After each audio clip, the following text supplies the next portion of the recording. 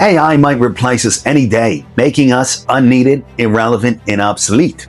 And all the standard advice for how to avoid that disaster just does not cut it. Let's imagine that, be it in a year, 5 years, 10 or 50, artificial intelligence coupled with robots has taken over most forms of labor, including most hands-on work, such as driving, farming, and plumbing. For most people, at that point, all of that, let's say, will be out of the picture. What should someone who expects to be alive in that era start doing now to prepare for it? What dreams should young people cultivate, knowing how quickly things can change? Should only make sense in reference to a goal. And the goal for most of us that often comes to mind when we hear about an AI takeover is job security. How in the world will I compete with AI and or robots and keep my job? And even if survival won't be the issue because of something like universal basic income, for example, what would I do with myself in my life? So let's discuss that concern before getting to deeper territory that comes to mind much less often and is rarely discussed. Generally speaking, if job security is the main goal, I should work on developing skills, including individual ones or combinations of ones, that AI might continue to struggle with for decades or centuries to come, if not forever. Take something like writing, for example. If my writing is at a 6th grade level and the work that I'm looking for requires writing, then sorry, but maybe not sorry. I already either am or likely shortly will be out of a job. Why would anyone then pay me to do what AI can do? Much better, faster, and cheaper, if not for free. If, however, I spend years, maybe a decade or more, working on my writing, assuming I have enough initial ability and the character and attitude to potentiate it, then maybe, depending on the task and the customer, I might have work for years to come. Or take something such as programming. If I have basic programming skills, I might have had work yesterday when it might have made sense for someone to pay a few $100 to make a website or something like that. But today, never mind tomorrow, it makes no sense for anyone to do that.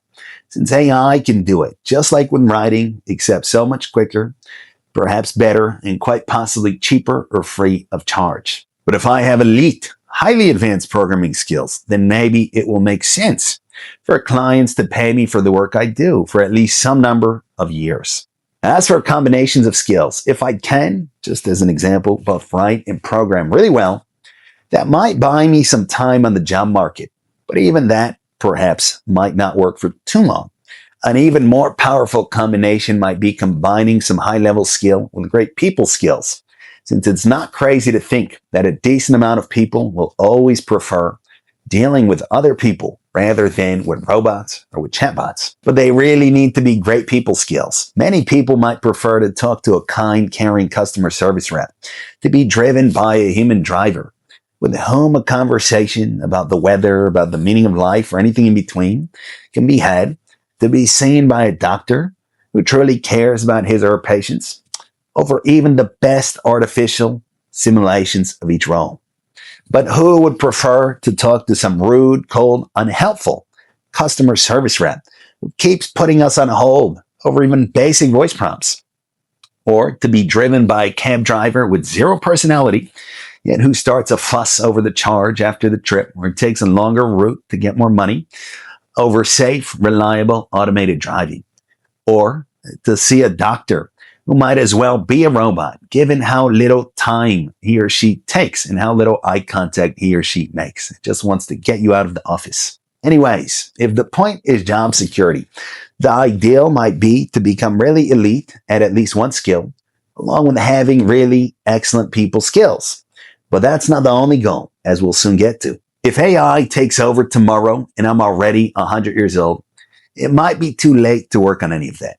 But if I'm relatively young today, whether that means being 5 or 50 or more, perhaps, then it's definitely not too early to begin working on mastering some skill, along with working on my personality, patience, and overall people skills. Or I should resign myself to the possibility that I will become obsolete and irrelevant, that AI will rule and I will drool, either destitute or supported by handouts from perhaps something like the universal basic income. So what then could possibly be the good news? The good news starts with the fact that job security, or even having a job, is not the only goal we can have. And there is, instead, a goal we can make our own, which guarantees that AI will never make us obsolete.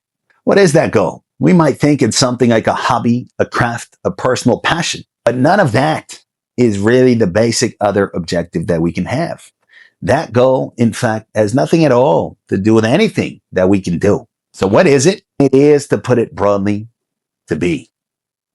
What does to be mean?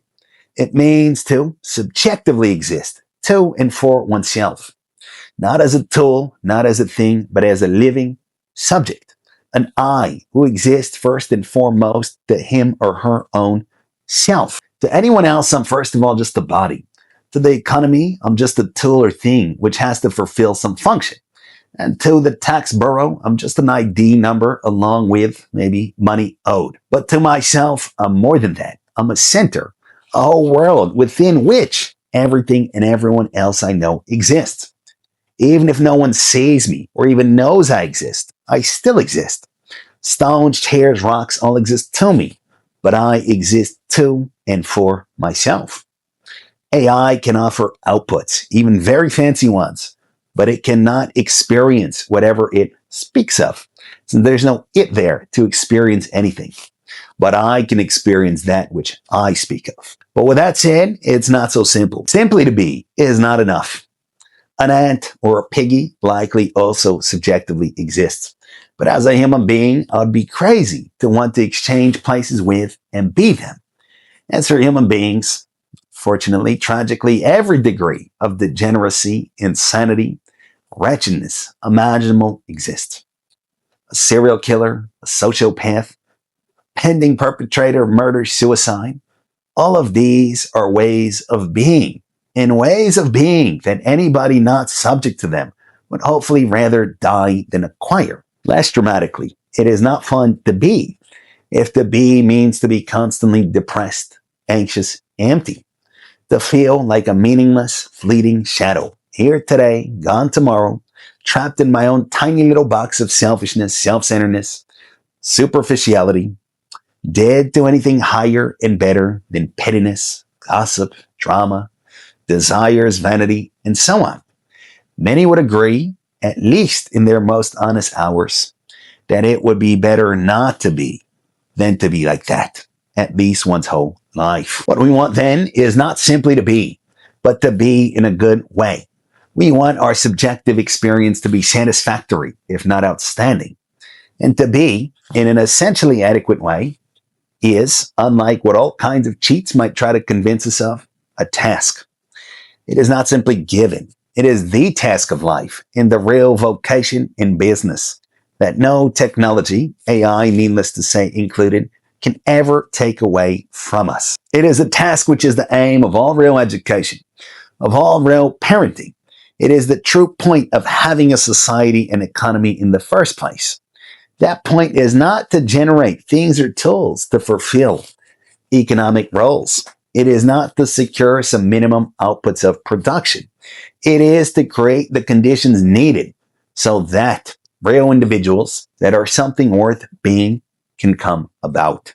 Each has a potential general humanity and a potential personal individuality that could potentially be his or her own if the formation and maturation required is gone through. Just like an acorn could potentially become an oak tree if it grows enough, I can potentially develop my humanity and individuality if I grow enough. But if an acorn fails to grow into an oak tree, it will not be an oak tree. And if I fail to grow into who I could be, I will not be who I could be either. Innumerable generations of humans have come and gone without having realized their human and individual potential, far as it seems. The equivalent of countless acorns which have never grown into oak trees. Work has often been a respectable excuse for that. I have no time to become a real person since I have fields to plow, parts to make, horse and buggies or taxis to drive, and so on. That's of course more or less nonsense, but even still, in our thought experiment, most people won't even have the appearance of this excuse, since AI and robots have taken almost everyone's jobs. The situation that now many people face only at the end of their life lying on one's deathbed when, even if for only a few brief moments, the lifelong hiding and running from oneself behind business. And business is no longer tenable when all I really have is who I am and what and who I love, who I have grown into, and whether I have remained the acorn, the tiny spot of selfishness that I started out life as, or I have turned into someone worth being on the inside. That then might be the situation almost everyone is born into. The question all kids might be asked might no longer be, what will you do when you grow up? But who will you be when you grow up? To wrap up, we asked how to not become obsolete if and when artificial intelligence increasingly takes over. Any advice which takes us to be things or tools, the purpose of which is to produce, to have job security, to win out in some or another rat race is provisional, meaning it's highly tentative. Maybe AI is overrated and things will continue economically and socially more or less as they have been. Maybe in a few months, most office jobs will be gone. And in 10 years, maybe it will be impossible for someone with average professional or interpersonal skills to get any kind of paid employment, even hands-on work such as plumbing, HVAC, farming, and whatever else. Practically speaking, of course, if I have time on my hands, try to become as skilled and sociable as possible. But unless I want to have a high chance of being played and left high and dry, obsolete and irrelevant by AI and or robots and other technology that may come about, I should consider the real payoff of all my efforts not to be anything outside my control, such as job security or otherwise, but to be the one thing that is truly mine, the one thing that could possibly assure my well-being, that being the progressive realization of truth and goodness as it concerns who and what I am. AI might one day soon, or even today, be able to do everything I can do instead of me, but it can never be instead of me. And that's the part that counts. So if I'm young enough, at least in my own eyes, set that as my main goal in life. And whatever happens with artificial intelligence or any other type of technology, obsolete, I will never become. Thank you for listening.